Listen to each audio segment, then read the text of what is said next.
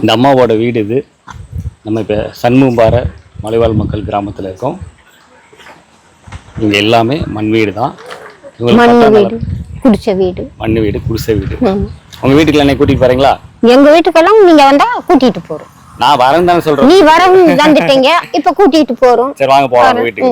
போலாம் வாங்க வாங்க. இதனால என்ன வாங்க.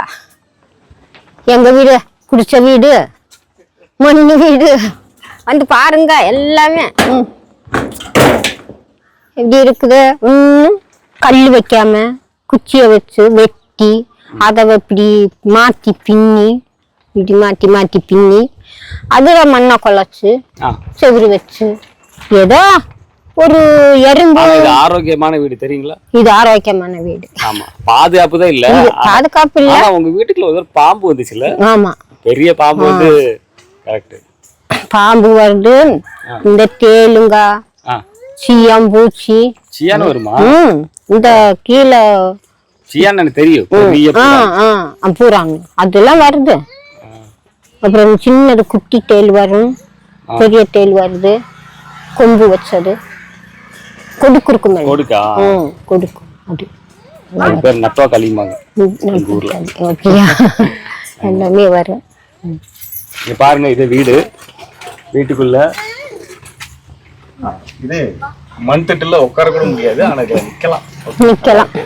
ஆனா வந்து மழை பெஞ்சா தண்ணி உள்ள வந்துடும். தண்ணி வருது, ஒழுகு மேல இருந்து ஒழுகுது.